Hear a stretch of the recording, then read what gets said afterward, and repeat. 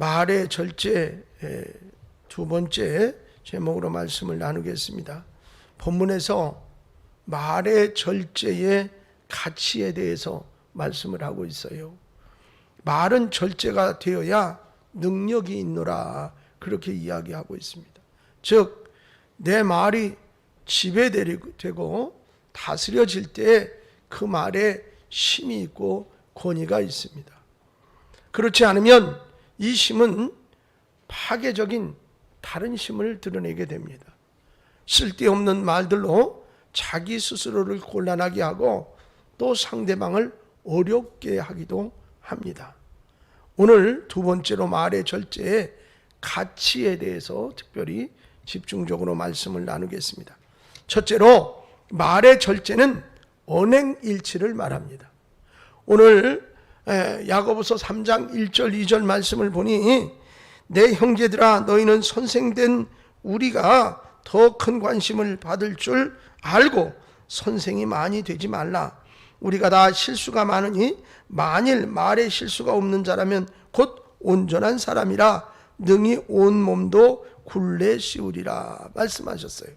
자, 교회 지도자들은 말과 생각이 일치된 그런 행동을 해야 한다라는 것을, 삶을 살아야 한다, 온전한 삶으로 보여줘야 한다, 그런 의미가 되겠습니다. 선생된 우리가 더 큰 심판을 받는다.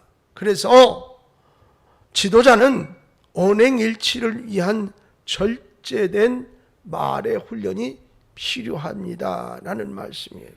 여러분, 우리는 다 누군가의 선생이라. 부모는 자녀의 선생이고 성도는 믿지 않는 사람의 본이 되어야 됩니다. 그리고 또 정치하는 사람들이나 앞서서 무언가를 리더하는 사람들은 특별히나 더 그렇습니다. 여러분, 지도자의 잘못된 가르침이 백성을 불행하게 만들기 때문에 심판이 더 크다라고 이야기하고 있어요. 자, 이스라엘 백성 가운데 20세 이상 된 사람들이 광야에서 다 죽게 됐어요. 그 이유가 있습니다. 그것은 지도자로 파견된 정탐꾼 10명의 부정적인 보고 때문에 원인이 거기부터 시작됐어요. 믿음의 언어로 절제되지 않으니까 자기 중심의 언어로 부정적인 보고를 하다 보니 백성들을 죽음의 길로 몰아넣고 말았습니다. 하나님의 능력을 상실한 언어는 원망과 낙심으로 심판을 받게 된다는 사실입니다. 하나님은 우리가 하는 말대로 행하시노라 그랬어요. 민수기 14장 28절 말씀을 같이 보겠습니다. 그들에게 이르기를 여호와의 말씀에 내 삶을 두고 맹세하노라. 너희 말이 내 귀에 들린 대로 내가 너희에게 행하리니 그랬어요. 여러분, 하나님은 어디서든지 보고 듣고 계세요. 우리는 다른 사람들을 뒤에서 험담할 때 그 사람은 못 들으니까 신나서 얘기하지만 하나님은 보고 듣고 계신다. 그런데 그 말 한 대로 행하신대요. 얼마나 무섭습니까? 말 함부로 할 게 아니잖아요. 여러분, 지도자급에 있는 분들은 절제된 말의 성찰, 때로는 언행일치의 생활에 최선을 다해야 할 줄로 믿습니다. 참된 지도자로서 일관성과 정직성을 유지하는 말과 행동의 일치로 살아가야 하는 거예요. 그런데 가끔 뉴스 매체나 이런 것들을 통해서 보면 그렇지 못한 지도자들이 많이 등장하고 있음을 볼 수가 있어요. 심히 안타깝습니다. 그러니까 이 훈련이 굉장히 중요하고 필요하다라는 생각이 듭니다. 두 번째로는 말의 절제는 능력이 있습니다. 여러분, 3절 오늘 본문 보세요. 우리가 말의 입에 재갈 물리는 것은 우리에게 순종하게 하려고 그 온몸을 제어하는 것이라 그렇게 말했어요. 여러분, 말의 절제는 꾸준하고 의식적인 훈련을 통해 얻을 수 있는 습관 중에 하나입니다. 내가 하는 말이 주변의 환경이나 상황을 좋게 만들 수도 있고 또 나쁘게 만들 수도 있습니다. 말 안에는 미래와 내 삶이 담겨 나오기 때문에 절제된 말을 해야 하는 것입니다. 구체적으로 좀 나눠서 말씀을 드리겠습니다. 본문에 있는 말씀을 중심으로 첫째, 말을 순종하기 위해 혀는 말의 입에 재갈을 물리듯 절제해야 합니다 라고 말했어요. 이게 말은 언어를 말하는 것이고 여기 이제 말은 타는 말을 말해요. 그러니까 여러분 이거예요. 3절에 우리가 말의 입에 재갈 물리는 것은 우리에게 순종하게 하려고 그 온몸을 제어하는 것이라고 그랬어요. 여러분 말에게 재갈 물리는 것은 말을 제어하기 위한 마부의 뜻이에요. 예? 여러분 야생마가 날뛸 때 당해낼 재간이 없어요. 그러나 그 야생마를 붙들어 가지고 자꾸 길을 들이고 나중에 재갈을 물려 가지고 그것으로 통제를 하지요. 그러니까 잡아당기면 아픈데 뭐 어떡할 거예요. 소도 뭐 사람하고 싸우면 소가 이기겠지요. 그럼에도 불구하고 벌써 어렸을 때 이미 힘없을 때 콧대를 뚫어 가지고 거기다가 어떻게 콧대를 걸어놓고 막 잡아당긴다고. 여러분 안 끌려오려고 그럴 때 막 잡아당기면 코가 다 떨어져 나갈 것 같으니까 어쩔 수 없이 끌려서 쫓아가잖아요. 그러면서 훈련이 되어져요. 커다란 코끼리도요 사람하고 견줄 바가 안 돼요. 코끼리를 사자가 이길 수도 없을 만큼 힘이 세요. 그럼에도 불구하고 사람이 코끼리를 가지고 놀아요. 공차라면 공차고 춤추라면 춤추고 엎드리라면 엎드리고 말이지요. 나무 끌고 다니고 사람 태우고 다니고 막 그래요. 그 어려서부터요 훈련을 그렇게 시켜요. 좁은 공간에 갖다 놓아놓고 말을 안 들으면 꼬챙이로 이맛박을 찍어요. 피가 줄줄 흘러도 또 찍고 또 찍고 계속 때려요. 그럼 나중에는 이제 학습이 되는 거예요. 이렇게 하면 아프구나. 그렇게 훈련을 시켜놓고 덩치가 커졌는데도 그 꼬챙이 하나 가지고 툭 찍으면 벌써 옛날에 얻어맞았던 경험이 있어서 몸이 완전히 움츠러 들어가지고 꼼짝 못하고 따라다니면서 그렇게 한다. 여러분 재갈을 물리고 그 다음에 콧대를 뚫고 이렇게 훈련을 시키는 것은 뭐야? 이 주인이 그 동물을 통제하기 위함이에요. 그런 것처럼 이 입술, 혀에 재갈을 물려야 한다라는 말을 하고 있다 이 말이에요. 그건 뭐예요?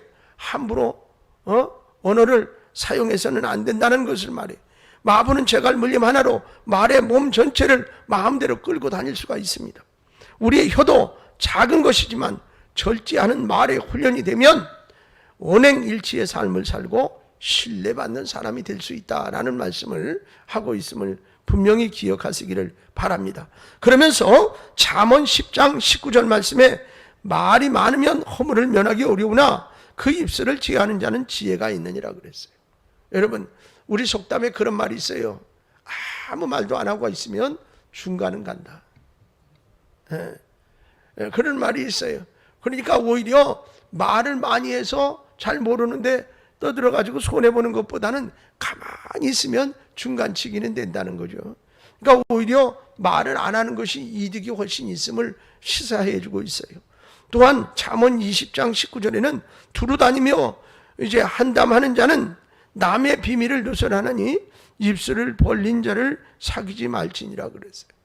여러분 함부로 말을 해서 남을 험담하게 하고 여러분 가끔 인터넷이나 이런 것을 통해서 다른 사람들을 그저 나쁘게 말하고 그래서 그것 때문에 상처를 받고 심지어는 세상을 등지는 사람까지 생겨나는 것을 보면 이 말의 위력이 상대방에게 얼마나 큰 상처를 주고 심지어는 생명을 위하기까지 하는가라는 걸 알면 우리는 말을 함부로 해서는 아니 되는 것이라.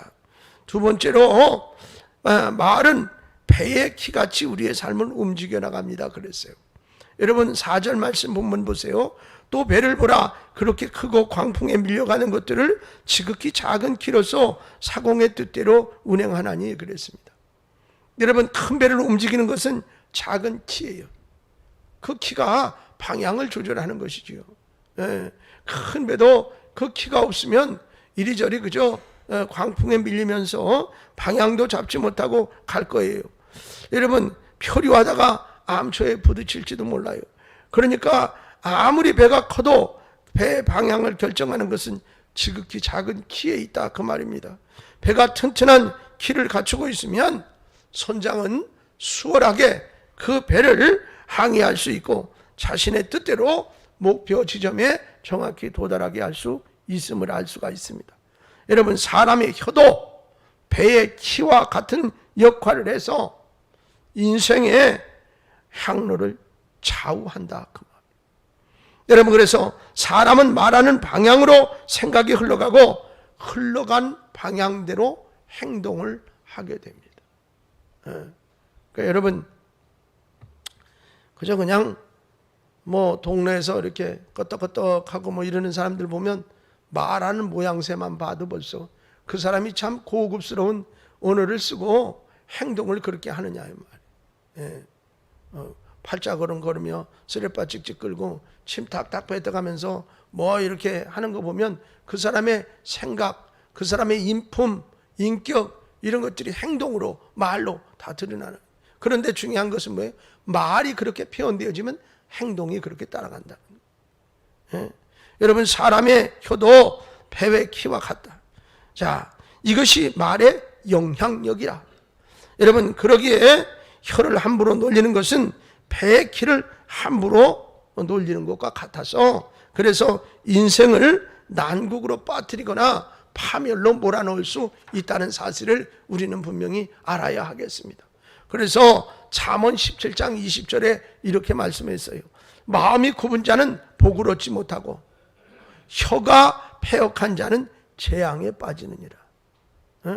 마음이 굽다는 건 뭐예요? 삐뚤어된 생각, 삐뚤어된 마음을 가지면 복을 못 받고, 함부로 다른 사람을 험담하고 나쁜 소리를 하는 사람은 재앙에 빠진다 이 말이에요. 여러분, 방조제로 가로막힌 바다에 계속해서 흙을 부으면 육지가 됩니다. 우리 뭐 새만금 방조제 뭐 이런데 많이 우리나라는 경험이 많잖아요. 땅이 워낙 좁으니까 뭐 이렇게 우들두들한 니아시스 그 안에 거기 가로막아 가지고 거기다 흙을 자꾸 갖다 둘러 부으면 그럼 이제 땅이 만들어져요. 여러분, 그런 것처럼 믿음의 말을 마음에 계속 쏟아 부으면 그 말대로 믿음을 갖게 되고 믿음대로 하나님의 기적이 현실로 나타나게 됩니다. 할렐루야. 미국의 의학계에서 언어 치료학에 대한 발표에서 이런 발표를 했어요. 뇌세포가 230억 개랍니다. 별로 놀라지도 않으시네. 여러분, 그러니까 이 뇌가 얼마나 정밀하게 만들어졌나 이 말이에요. 230억 개의 뇌세포. 그런데 98%가 말의 영향을 받는다는 거예요. 그러니까 뇌세포의 거의 전부가 말의 영향을 받는다는 거예요. 여러분, 그래서 말의 방향에 따라 뇌세포가 움직인다 그렇게 표현했어요. 그러니까 우리 몸의 모든 신경세포가 말의 영향을 받는다 이 말이에요. 그러니까 말을 험하게 하고 말을 막 하면 뇌세포가 그렇게 영향을 받아요. 일찍 돌아가시고 싶거든, 치매 걸려 돌아가시고 싶거든, 말을 막 함부로 하면 돼. 어렵지 않아요.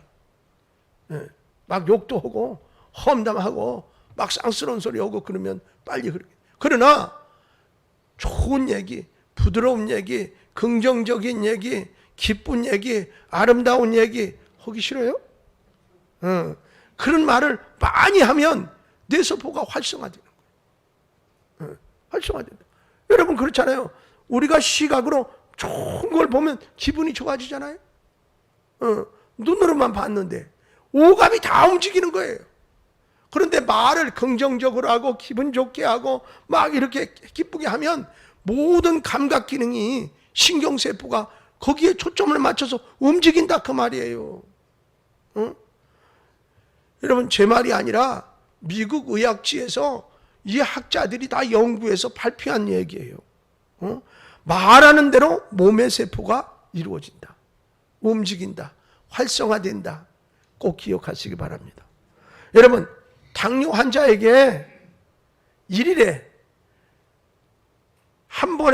두 번에서 세 번에 걸쳐서 일정한 시간을 일정하게 정해놓고 10분에서 15분 동안 반복적으로 나의 혈당은 정상이 되어 가고 있다, 나의 혈당은 정상이 되고 하고 있다니까. 내 혈당은 정상이야. 이렇게 말을 계속했더니 혈당이 정상으로 되어 가더라는 거예요. 여러분, 막 머리가 아파 지끈지끈. 그래서 약 달라고 그러니까 아무리 찾아봐도 약은 없으니까 소화제 주면서 머리 아프면 한 방에 끝나. 이거 주니까 5분도 안 돼서 아유 머리가 맑아졌어. 아시죠 그거? 무슨 효과요? 그래요. 그런 것처럼 여러분 언어로 자꾸 그렇게 긍정적인 말을 하니까 진짜 혈당이 좋아지더라는 거예요. 여러분 미국의 위스콘신주 병원에서 긍정적인 말을 통해서 3주 만에 말기암 환자가 호전되어지는 그런 임상 사례가 있어요. 3주 만에 말기암 환자가 호전되어졌어. 뭐 다른 거 아니야. 계속 긍정적인 말만 하게 하는 거예요. 긍정적인 영상을 보여주고 긍정적인 대화를 하게 하고 그 말을 막 표현하게 하고 계속 3주 동안. 여러분 완치됐다는 이야기, 더 좋아졌다는 얘기, 하나님의 말씀을 과학적으로 증명한 거 아니에요? 여러분 연세 세브란스 병원에 2대 박사님이 계신데 이분은 암 전문의로 우리나라의 최고 권위자 중에 한 분이세요. 그는 30년 동안 암병동에서 체험한 사례를 책으로 썼는데 그 책의 제목이 희대의 희망이에요.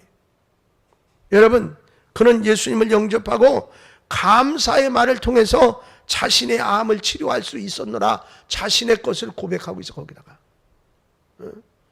감사를 통해서 암을 치료했다는 거예요. 여러분 그러니 말만 잘해도 건강해진다.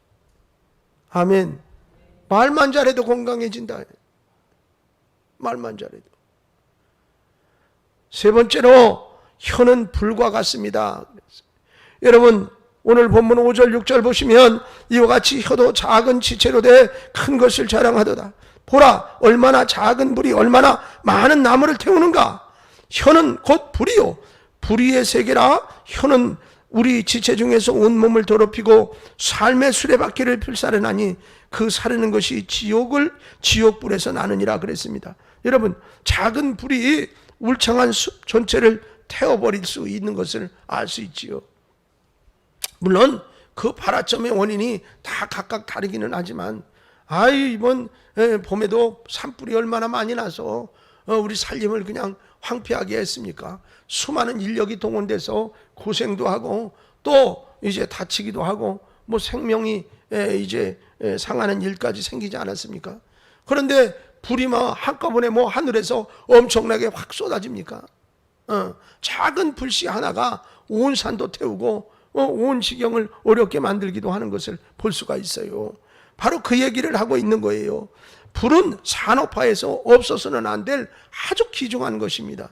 여러분 아시다시피 불은 철을 녹여서 기계를 만드는가 하면 자동차를 움직이게 하는 동력을 만들어내기도 하고요. 생활 곳곳에 꼭 필요한 것들을 제공하지요. 여러분 따라서 불을 사용을 잘하면 상당히 유익해요. 그러나 잘못 사용하게 되면 그것은 큰 재난의 원인이 된다 그런 말이에요. 그러면서 비유로 혀도 그렇다라고 얘기하고 있는 거예요. 혀도. 여러분 혀는 우리가 의사소통을 원활하게 할 수 있는 해줄 뿐만 아니라 감정을 나타내고 표현할 수 있게 해줍니다. 분노로 하는 말은 하나님의 교회 전체를 불살라버릴 수도 있어요. 여러분 예수님께서도 분노로 말하는 것은 살인하는 것과 같고 지옥불에 들어간다라는 말씀을 왜 하셨겠습니까? 그러므로 우리는 항상 지옥불의 진노를 지나는 절제의 말을 하는 사람이 되어야 하겠습니다. 나는 원래 성격이 그래요. 원래가 어디 있어? 원래는 우리 친구 외할머니 이름이 서원래야. 원래가 어디 있어? 원래가. 세상에 안 되는 게 어디 있어? 여러분 어느 날 갑자기 나이 먹어가지고 아무것도 몰라서 말도 못할 때가 올지도 몰라. 그러니까 혀도 다 유통기간이 있어요. 그러니까 좋은 말, 감사한 말, 긍정적인 말, 축복의 말, 복음 전하는 말, 그런 말 많이 하는 게 좋지. 안 좋은 얘기 입에서 혀를 통해서 많이 나가서 뭐 좋을 게 있어요. 그래서 나는 원래 그래. 말은 어떻게 쏟아 놓으면 주워 담을 수 없다. 그러니까 함부로 그냥 감정에 이끌려서 해서는 안 된다. 여러분 젊었을 때는 그렇게 그러더니 나이 자꾸 먹어보니까 별 볼 일 없더라고요. 그거. 말 세게 해서 별로. 여러분 해보니까 그래. 말 세게 하는 사람 하나도 겁 안 나. 여러분 고양이가 왜 막 뭐 이렇게 동물들이 막 이렇게 막 제스처하면 그거 왜 그래요? 상대방한테 꿀려가지고. 그러니까는 뭐 행색이라도 그냥 크게 하려고 막 그러는 거잖아요. 여러분 말 안 하고 가만히 있어도 이겨. 이긴다니까. 말 팍 하는 사람은 변명이야. 질 것 같으니까 자꾸 말하는 거예요. 여러분 좋은 말, 긍정적인 말 많이 할 수 있는 여러분 되시기 바랍니다. 네 번째로 혀를 길들이기가 매우 어렵다라고 말했어요. 7절 8절 오늘 보면 여러 종류의 짐승과 새와 벌레와 바다의 생물들은 다 사람이 길들일 수 있고 길들여 왔거니와 혀는 능히 길들일 사람이 없나니 쉬지 아니하는 악이요 죽이는 독이 가득한 것이라 이렇게 표현해요. 여러분 야고보 기자는 통제되지 않을 것 같은 짐승, 심지어는 새, 곤충 이런 것도 다 통제가 돼. 그런데 사람의 혀가 통제하기가 제일 어렵다는 거예요. 안 된다. 길들여 사냥하는 매가 있고 야생동물인 코끼리나 사자나 호랑이도 길들이고 뭐 심지어는 새들도 길들여요. 독수리나 매나 이런 것도 길들여서 사냥을 하고 막 그러잖아요. 여러분 그런데 사람의 말은 통제가 되지 않는다는 거예요. 그만큼 혀를 길들이기가 어렵다라는 것을 이렇게 애들로 설명하고 있어요. 여러분 우리는 말로 사람을 세우기도 하고 말로 사람을 무너뜨리기도 합니다. 이런 파괴적인 힘을 가진 혀가 도무지 길들이기가 어렵다고 그러니 얼마나 힘들어요. 여러분 혀의 속성을 제대로 파악하지 못하면 아무리 봉사를 많이 하고 아무리 훌륭한 업적을 쌓는다 해도 한순간에 자기 혀로 무너지는 것을 볼 수가 있어요. 특히나 뭐 이런 뉴스 매체에 보면 유명한 연예인이 그런 경우도 있고 정치하는 사람이 한 방에 말실수로 무너지는 경우도 많지 않습니까? 여러분 야고보서 3장 오늘 8절에 혀는 능히 길들일 사람이 없나니 쉬지 아니하는 악이요 죽이는 독이 가득한 것이라 그랬어요. 여기 뭐라고 말했어요? 사람의 말에 독이 있다는 거예요. 여러분 그래서 말한 사람은 한번 독을 품고 말하지만 그 말에 쏘인 사람에게는 그 독이 쉬지 않고 몸에서 작용을 해. 우리 식으로 말하면 상처가 되고 그것이 퍼져서 결국은 나중에 죽게도 돼요. 여러분은 SNS상으로 상대방을 험담하고 헐뜯어서 죽은 사람도 많잖아요. 여러분 오직 자신만이 혀를 길들일 수가 있다는 사실을 알아야 됩니다. 끊임없이 자기 성찰 또 기도와 훈련을 통해서 성령님의 지배를 받음으로 말을 절제하는 훈련을 해야 할 필요가 있습니다. 마지막으로 다섯 번째, 말을 절제하는 사람은 성숙된 사람입니다 그랬어요. 여러분 오늘 9절로 12절 말씀이 그것입니다. 이것으로 우리가 주 아버지를 찬송하고 또 이것으로 하나님의 형상대로 지음을 받은 사람을 저주하나니 한 입에서 찬송과 저주가 나오는도다. 내 형제들아 이것이 마땅하지 아니하냐? 샘이 한 구멍으로 어찌 단물과 쓴물을 내겠느냐? 내 형제들아 어찌 무화과 나무가 감람 열매를 포도나무가 무화과를 맺겠느냐? 이와 같이 짠물이 단물을 내지 못하느니라 그랬어요. 사랑하는 여러분, 하나님의 형상대로 지음받은 사람, 한 입으로 하나님을 찬송하고 또 하나님의 형상대로 지음받은 사람을 저주하냐? 그러면 안 된다 그 말이에요. 여러분 예배 때는 하나님을 찬송하지만 삶 속에서는 사람을 저주한다면 이건 뭐예요? 하나님을 저주함과 다를 바가 없다라는 그런 말이 되어져요. 그래서 샘은 한 구멍에서 쓴물과 단물을 내지 못한다고 그랬어요. 여러분 성도의 혀는 언제나 찬송과 감사의 선한 말을 하고 이웃을 위로하고 칭찬하고 복음을 증거하는 혀로 사용되어지는 그런 역사가 있기를 바랍니다. 할렐루야. 그래서 입을 열면 찬송이 나오고 감사가 나오고 선한 말이 나오고 이웃을 위로하는 말이 나오고 칭찬하는 말이 나오고 복음을 증거하는 말이 나오고. 할렐루야. 잠언 18장 4절에 뭐라고 그랬어요? 명철한 사람의 입의 말은 깊은 물과 같고 지혜의 샘은 솟구쳐 흐르는 내와 같으니라 그랬어요. 지혜의 샘은 솟구쳐 흐르는 냇물과 같다 말이에요. 나의 말은 누군가를 살리는 샘의 근원과 같아야 합니다, 그 말이에요. 여러분, 내 위로의 말 한마디가 상대방을 일으켜 세우고 힘을 준다 그러면 얼마나 감사합니까? 에? 상처를 주거나 해를 입히는 말을 한다면 어리석지 않습니까? 살리는 지혜의 샘물을 솟구쳐내는 여러분 되시기 바랍니다. 태백에 검용소라는 것이 있어요. 여러분, 이 샘은 514km의 한강 발원지예요.